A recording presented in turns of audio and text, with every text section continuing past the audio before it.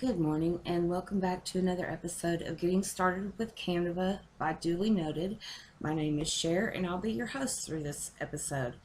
Today we're going to talk about building your Pinterest pinboard covers and creating a template so that all of your pinboard covers are consistent and carry your brand's vision across the board, so to speak. Pardon the pun.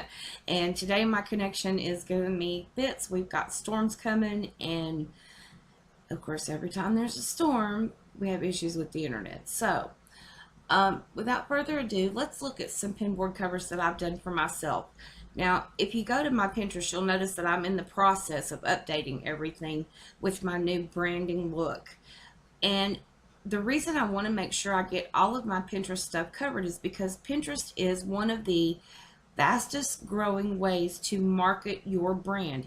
Even if you don't pay for advertising, the visual aspect of your brand will draw people in and give them the ability to instantly recognize, oh, hey, that's Duly Noted, or hey, that's my company, whatever your company may be.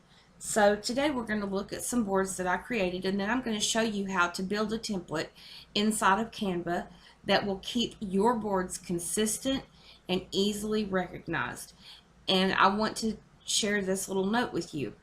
A lot of people think if you create the square cover the way Canva or the way Pinterest recommends, that that's the best way to build your board covers. It's not. You want your board covers to represent a pin, and they need to be active. I will show you how to do that at the end of this video.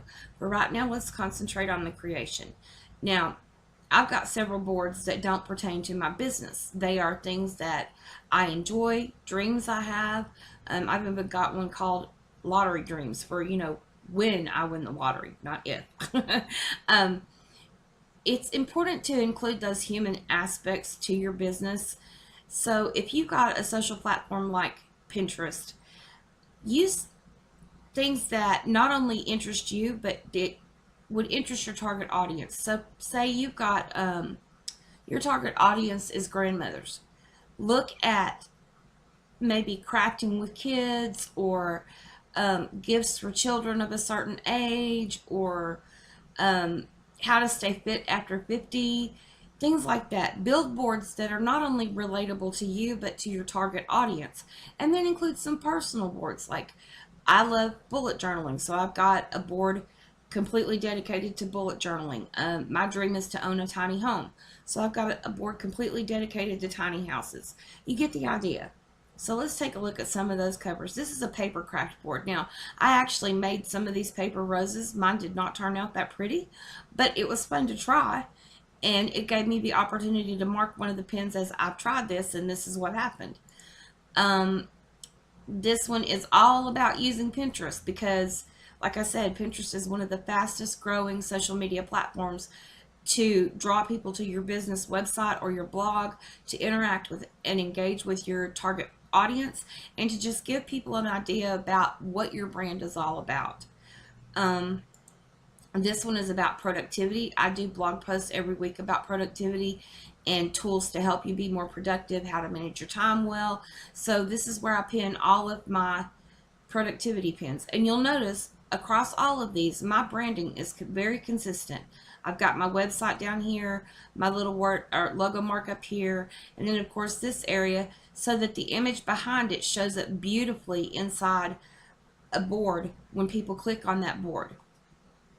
And then one more. This is quotes. I collect quotes. I love quotes. And I found this image that had several quotes in it that I use every day, like live, love, laugh. That's an old one, but a good one. And still, my branding is very consistent. And if you notice throughout all of these, except that one, this has a darker background, but this is very light, very pretty, very open. And then this one is light, of course, because that's a Pinterest board. There again, we have the light look, very pretty. Here again, the light, open, airy feeling. Here again, light, open, airy feeling. And this is another thing you could do. Look at your target audience. What is their daily life look like in your mind? And can you offer them quick tips, like quick recipes to fix in a hurry, or freezer meals, or how to live on a really tight budget and be really frugal with your money if you're saving up for something. Look at the interests again that draw your audience in. And then one more, I've got my St. Patrick's Day. Because I'm a blogger and because I work in social media, it's important for me to keep track of what holidays there are so that I can build blog posts and tweets and Facebook posts and Instagram posts and social media platform posts that are relevant to that day, because that helps engage my audience and it helps add the human aspect to my business, which is what social media is all about. So if I jump over here to my Pinterest and I start looking at my boards, you'll notice that my board covers, even though it's a board cover, it doesn't really act like a regular pin that goes off the website to another website or to a tutorial or a recipe or an article, but it does represent what that board stands for. If you scroll down through here, except for the old ones, this is my old branding, it all kind of looks really consistent and really elegant. And then you get down into the really old branding, which I just don't like. It looks childish. It looks staged. It doesn't look like something that's inviting. It pretty much just tells you what's on that board and that's it. I want people to be drawn in. I want them to understand that my brand is open, approachable, forward-thinking, innovative, energetic, and fun. So I made my boards to act just like pins, and you notice this is all about bullet journaling, which I said is an addiction of mine. And then if I click that pin and open it up even further and go down here to where it says visit, watch what happens. It takes you straight to my bullet journal board, which is what I want, because Pinterest propagates people's most recent searches. Bullet journaling happens to be a really hot topic right now. So if I go to the main Pinterest page, the index, and I start scrolling down through here, you'll see there are things that I've searched for that are easily available. And in one of these areas, my pins will show up. Somebody will click that pin. It will take them straight to that board, which is what we want. So how do we create those board covers? Well, log into your Canva. We've already set up our colors, our fonts, our logos, all of our branding. And you're going to click Pinterest graphic, and today we're going to create a template. Okay, we've got our default Pinterest size graphic open. The very first thing we want to do is come over here to where it says Pinterest graphic Untitled Design. We want to click that, and in the title box, name your template. For the purposes of this tutorial, I'm going to call it Pinterest Cover Template 1.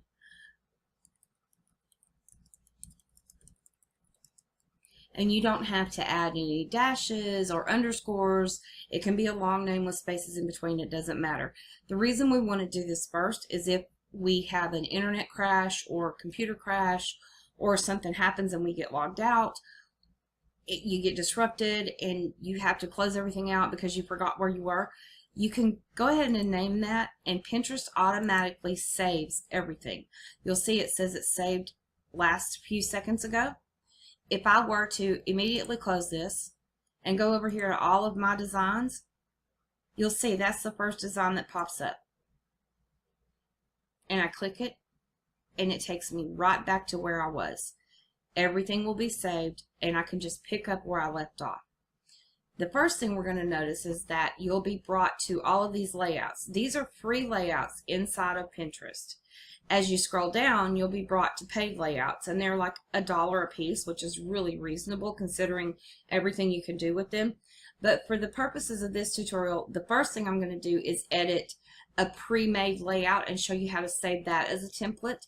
And then we're going to create a custom template with your own branding, walk you through it step by step so you can save that as a template as well. So I'm going to scroll down through here and pick one that really catches my eye. I like this one. All you do is click it and it will automatically place in your image. Now, I can go here. I don't want to use an image of the Statue of Liberty because it has nothing to do with the board that I'm going to cover. So I'm going to click that image and then go over here to that trash can, and you'll notice it says delete image or delete element. We don't want to delete the element because that's what holds the image in place. What we're going to do is delete that image. And there we go. Now I can go back over here to any images I've uploaded, and I'm going to show you how to do that as well. These are some of the images that I use.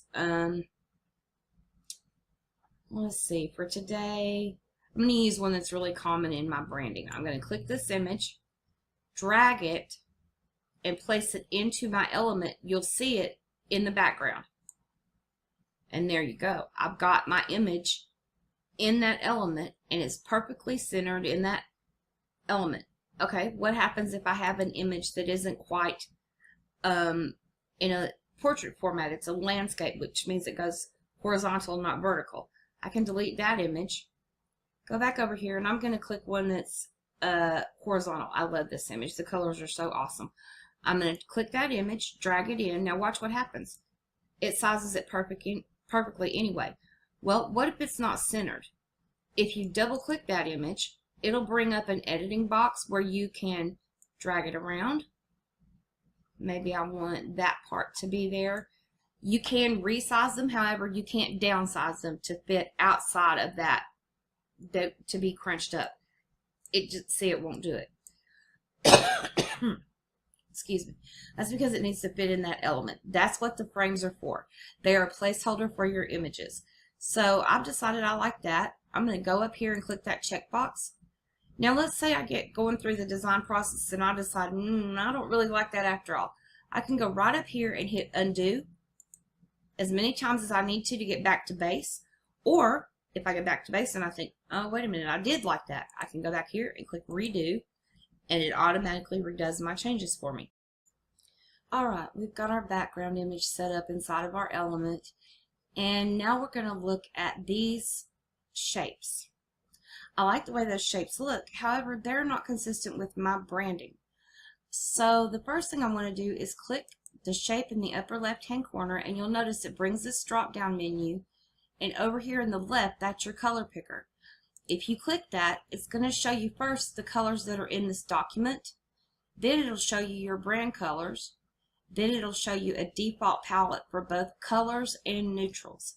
I'm going to go up here to my brand colors, and I want to change that to be my pink. So I'm going to choose my pink, and you'll see that it automatically changes that element's colors, that shape's colors, and I like that. Now I'm going to go down here, click outside the box, do the same thing with this shape. Click the shape, go back up here, choose my pink. Now say I think that's a little too transparent. I can go to this side of the drop down where I have this little checker box. That's my transparency slider. If it's too transparent, I can raise that, or I can lower it even lower, or I can just leave it right where it was. And I think that's what I'm going to do. It was in an 84, so I'm going to leave it just like that. The next thing that isn't consistent with our brand, with my brand, is the fonts. So I'm going to choose this area here. It brings me another drop down menu. This is my font chooser. I'm going to go over here and click that, and you'll notice it gives you the document fonts first, but then it gives you our brand fonts. And I know that anything that is not my business name is going to be in Champagne and Limousine, so I'm going to go ahead and change that. Now, while I've got that available to me, I'm going to go ahead and select that top row where it gives the .com. I'm going to highlight that, and I'm going to change it to my business name, my business website. And you don't have to include the www because it's a graphic. So I'm going to double click again. I'm not doing a travel guide board. I'm going to do an Etsy board. So I'm going to choose, what do I want to put there? Expert Etsy advice. Expert Etsy advice. Now, if I think that font's too thin and I don't like the way it looks, I can always go back over here and choose a different style. I could change it to the lemon milk, and you'll notice that automatically, because of that size thing and how they look different for each type of font, if I want to change that size, I can either choose one from the drop down, or what's between 18 and 21 is 19 and 20, which doesn't seem to be available. But if I go back up here while that's still highlighted and click in 20 and then hit enter, it changes it again. 20 is too big, so let's go to 19. There we go. 19 is perfect. All right, we've got the lemon, we've got our font. I don't want to leave it in that yellow because to me that looks a bit too garish. So I'm going to go back over here, click the font box again, go to my color picker, and I'm going to scroll down to a white. I like that. It stands out better. It's got more contrast against the pink. Looks really good. Now then, we're going to go down here and concentrate on these. When I click the big text box over here, you'll notice it does the same thing. It gives me the drop down. If I highlight all of the text, it shows me both colors. And I click the color that I want to change. But I don't want to change both of those. I just want to change that top from a yellow to like a, let's try a turquoise. So I'm going to highlight that text. The first thing I'm going to do is change my font base. I want it to be in my lemon milk. I want to lower that size substantially because that looks way too big. Let's go to an 80. There we go. Now, I want to space that out just a little bit. So I click the spacing bar. This brings me to letter spacing. And I want to just space these little spaces between the letters. I don't want the line height change. That's the space between the top row and the bottom row. So I'm going to click letter spacing. And I'm going to go to the right just a hair. There we go. And it does resize all of that. It spaces all of that out so it's consistent. Now I want to change this to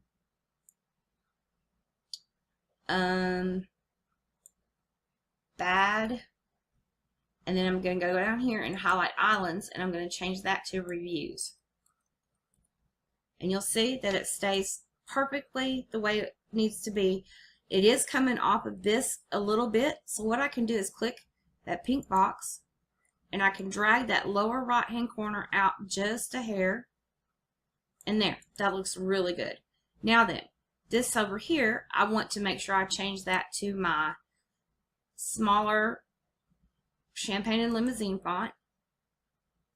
And I'm going to change this, but I'm going to drag that out just a bit because I need some room. I'm going to highlight that text again. Well, if it'll let me. Sometimes grabbing things can be difficult. I'm going to highlight that text again. That lets me know I'm inside the text box. I'm going to highlight all the text. And I'm going to write how to handle. Now, it doesn't look good to me like that because it's everything's centered to the left or aligned to the left, and it's in that yellow. So I'm going to go up here and change that yellow to a white, and I'm going to change the highlight or the alignment. Now, you don't have to re-highlight your text to change the alignment. Just go up here to the alignment box and choose which one you think looks best. I think that looks really good. All right, so I've got my basic board cover design set up, but say I just want to use this every single time for my pins, so how do I do that? To save it as a template, the first thing you need to do, go back into your graphic. Remember, we talked about this. Go back into your graphic, click it, go over here to your trash can, click that, and you'll see it says delete image or delete element. We want to delete the image only. Now go back up here and you'll see a thing where it says make public. Click that. Okay, it's going to give us this drop down. Now because this is a template that was available inside of Canva and all we did was edit it to customize it, we can't make it a private template, but you can still save it. Just click publish as template and save changes. Now how do we know that worked? Well, if we go back over here into Canva, go to our brand or your brand and click templates, you'll see there it is right there, saved the way we want it. And to use it, all we have to do is click it and it opens. It's that easy. The next thing we're going to do is create a custom template, completely custom, that we can save as a private template just for our brand. So close all of these out. Go back over here to all of your designs. And you'll notice when I do that, because I work in Canva so much, it'll bring up every design I've worked on in the last week immediately. So just click the Pinterest graphic. This is going to give us a blank template to work with. Now we want to save this again, change the name. Excuse me. And I'm just going to change this to Demo 2. You can name it whatever you want, and you don't have to have everything single spaced. You can add spaces, you can add dashes, you don't add dashes, whatever. It doesn't matter. Pinterest or Canva will save it for you anyway. Click Done. Now, the first thing we're going to do is add our element. Remember, that's the frame that's going to hold whatever image we put in there. For this one, we're going to play around with a couple of different frames so I can show you exactly what a frame does. The first one we're going to look at is this right here. Doesn't fit our image, I know.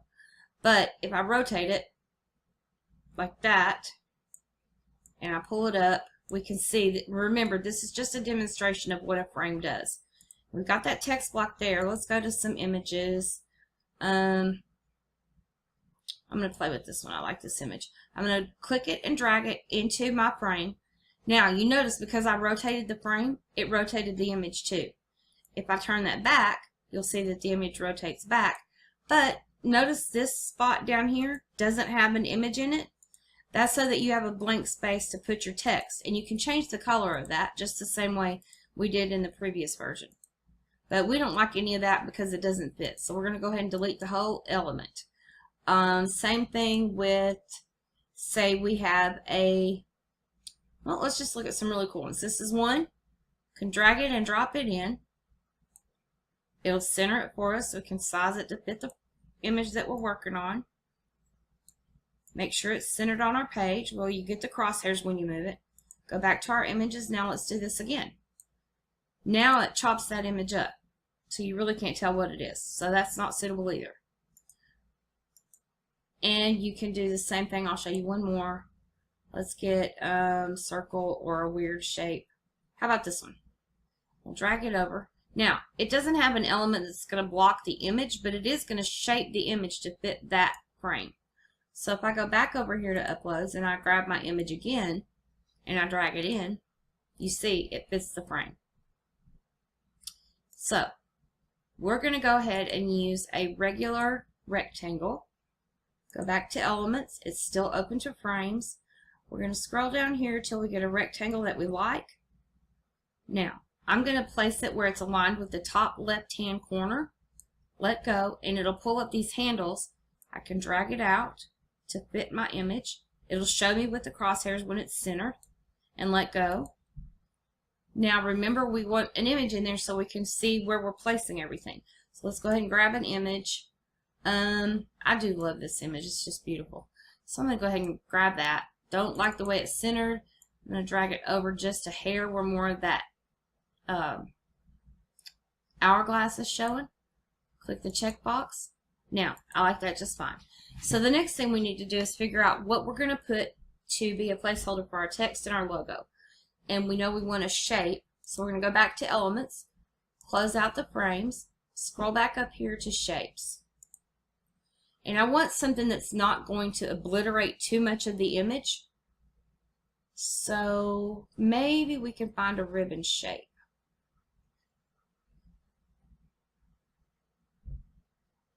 And I want one that's going to be a solid color that's not going to have a bunch of blank space or different colors shining through. So let's see what we can find. I saw one up here earlier.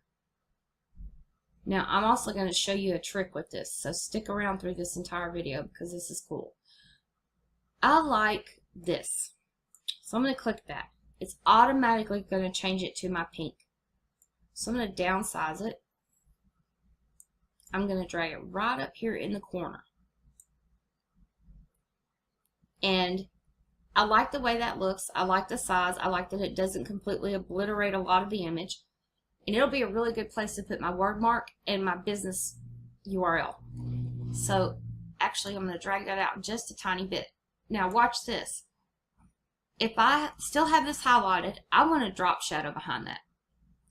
But I don't have that option in Canva. There's nowhere that will show me how to add a drop shadow. I'm going to show you a trick. Copy that image.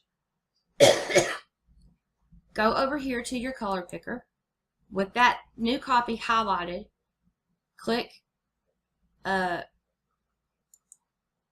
little plus sign right there, and it'll bring up your color picker. With a drop shadow, you don't want it to be completely black or completely gray. You want it to be a darker shade of the image that has the shadow. So we're going to go all the way over to a really, really dark pink. Now that'll almost look black, but it's not. Close the color picker. With that still highlighted, go over here to the transparency. We're going to set the transparency down to about 26%. Okay. Still highlighted, go to Arrange and back. Now it's behind our little square box. Now I'm going to show you a trick. Click this rotate handle right there. Leave it highlighted. Don't move it. Use your arrow keys and move it up and over until it looks like a drop shadow underneath your image. Isn't that cool? Now then, not quite drop shadowy enough. Let's go back to undo. I want to bring that down just a hair.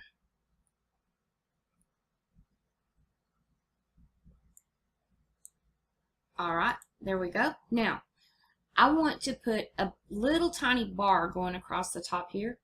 So I'm going to go back over here to my shapes. I'm going to click this square, which will show up huge, but that's okay. We can downsize it. Grab that center handle and pull it up until it's just about, because I want it to look like a ribbon. So I'm going to move that up here. I'm going to align it with the top right hand corner of my image. And then, rather than drag this all the way out, I'm going to go over here to Arrange, and I'm going to click back 3 times till it puts it behind, 2 times, I'm sorry, till it puts it behind this. Now we notice our drop shadow kind of looks weird sitting over the top of that bar. So what we can do, click the pink. This is real simple to do and undo. Go backwards. It brings the drop shadow to the foreground. So I'm going to take that drop shadow and I'm just going to pull it up till it's completely off the page. And now I'm going to go to Arrange and move it back. There we go. Now I can do the same thing for this. Go to Copy, choose that darker color, which will still be available right here. Set my transparency to 20%. Whoop. I get excited and go fast. Alright. Now, I'm going to move it up with this handle right here. Same thing. Up arrow until I get it placed where I want it, right about where I want it. And then I'm going to go over here to Arrange and move it back. And move it back one more time. Every time you copy something, it brings it to the foreground. So make sure you move it back behind where you need it to be. Okay, now then I've got this element set up to hold my word mark and my URL, and I'll show you what I'm going to do with that.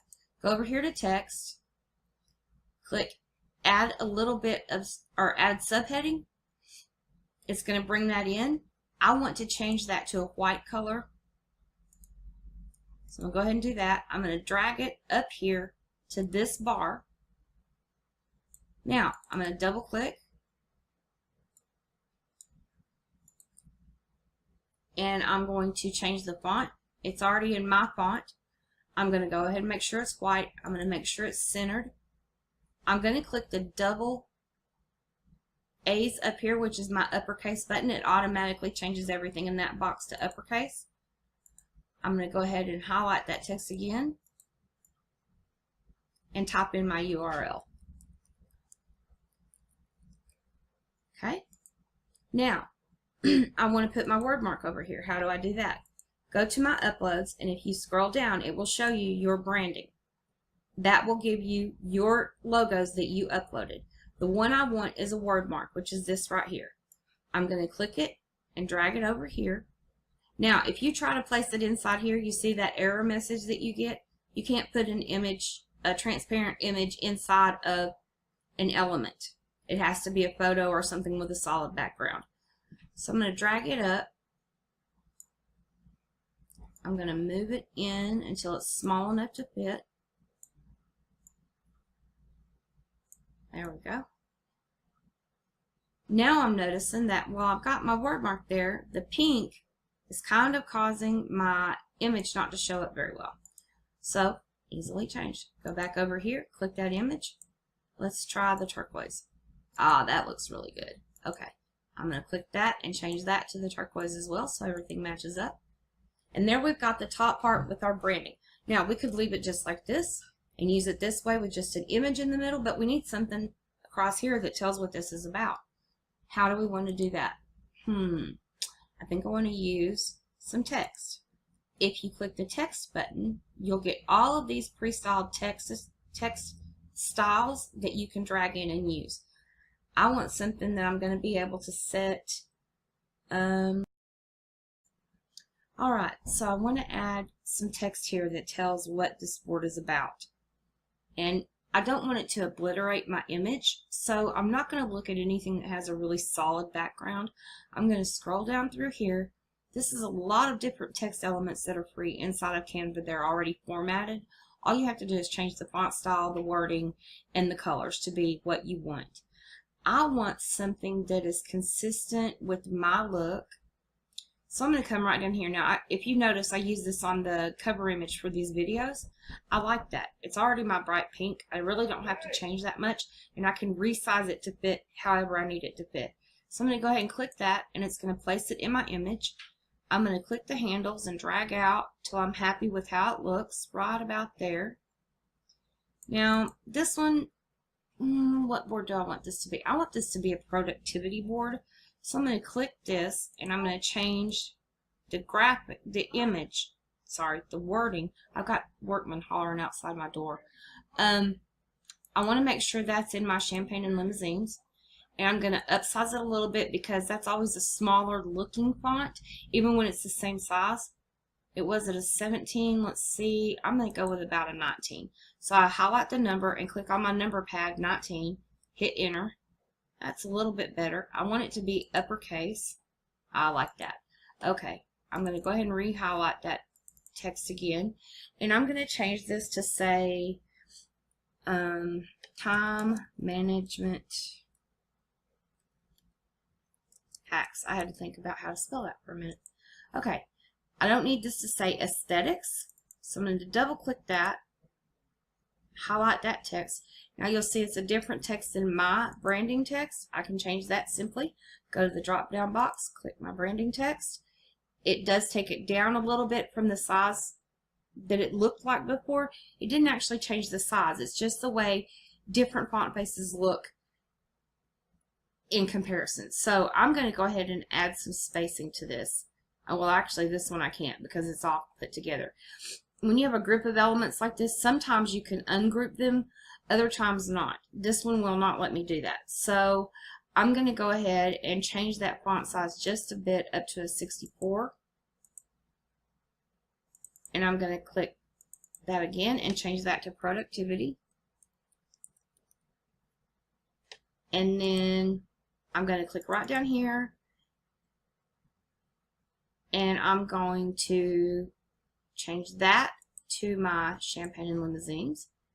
I'm going to uppercase, and then I'm going to type in, double click it again because sometimes it won't let you highlight after you've changed some of the features or with just a double click. So I'm going to highlight that, and I'm going to type in time is money and money is time. And there we have a pinboard cover.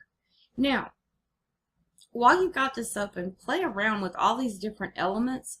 You can, remember, you can always easily undo anything you've done by clicking this button.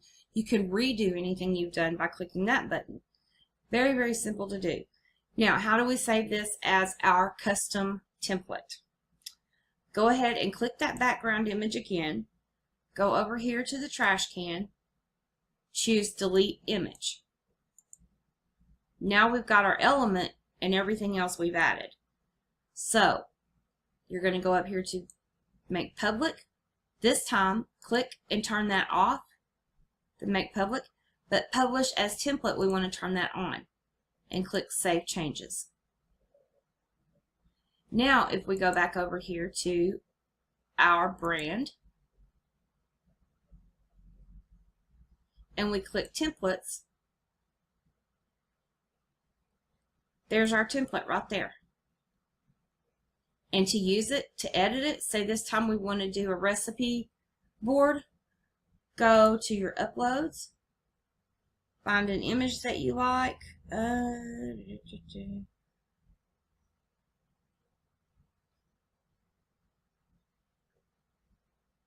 don't know where I put all my uploads, but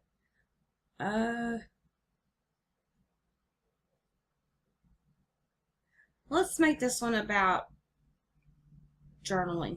We want to do a bullet journal. Drag your image in, and look, it lays it in perfect. Remember, if you want to reposition it, just double click, drag it to wherever you want it, click the checkbox. Oh, I love that. That's gorgeous. Okay, now all you have to do is the same way you edited the text before. So this one we want to call it bullet journaling.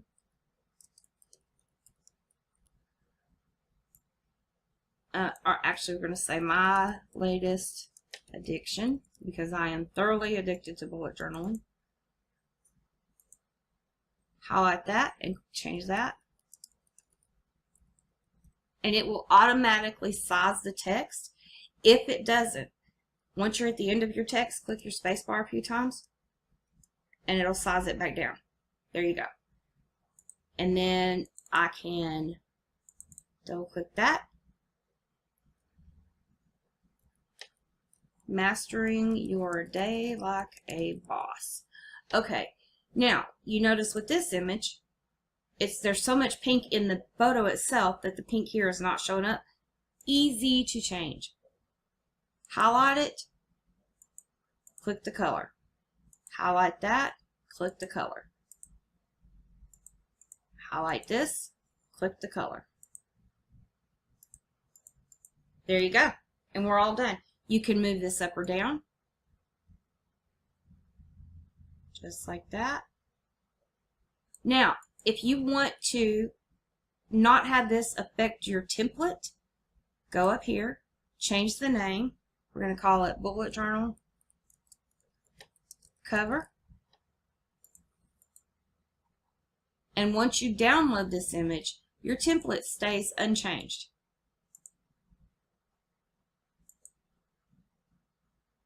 I'll show you. We'll reload. And there's our template, completely unchanged and ready to use for the next image. Okay, so we've saved our template. There's one last thing I want to show you before I close this series, or this tutorial. Say you've got all of this up here and you think, that just looks too big, I don't like it, this element's too big right here. That's a really easy fix. You can get all of these elements to move together by creating a group. And to do that, click outside of the frame. I'm just going to want to select everything. Click outside the frame and go back up here just till those two things are selected. Well, maybe not. Go ahead and click the element, delete the element, because we can re-add it. Grab your handles and pull them in until you've got all of those elements selected. Now, you can either create a group and resize it that way, or you can just move them until you're happy with the way they look. Click outside the box. Now we can click this, drag it all the way out, move it back, click outside the box again, click that, drag it all the way out, arrange it back, click outside the box again. Now we can take our text and downsize it just a tiny bit. Click that handle, move it down, and there we've got our resized elements. If we wanted to make this a group so nothing of this could be changed while we're working on this, select all of it, go right up here to group, click that, and what that does is lock it. So even if you click one of those images and you got to play with it, it's not going to move it around. It's just going to move the whole group. That way everything stays consistent. And then to add your frame back in, go back to Elements, go to Frames, click down until you see the frame that you used before, or a different one if you want to change the frames. That's really easy to do. There's our frame. We're going to click it, drag it. We're going to send it back to the back. We're going to drag it up to the left-hand side. And now you notice, even though it's behind everything, I can still edit it. I can drag it down and resize it to fit my screen. Make sure I've got those crosshairs showing up. And there we go. That's it. Okay, I hope you will go into Canva, play around with your designs, try different transparencies, different fonts, different elements, frames. The graphics that they have available are awesome. Take some time and play around with it and develop a board cover or a style that fits your brand that you feel comfortable with using repeatedly. In the meantime, go check out my Facebook page where I post weekly tips for free. Be sure to come back and subscribe. I'll leave a link below where you can subscribe to my video series, Mastering this Masterclass, absolutely free, no charge at all. You will get all of the videos sent straight to your inbox as soon as I upload them, and you'll be able to follow along at your own pace. In the meantime, have a wonderful weekend, and I will see you next week with another tutorial for Canva. Bye-bye.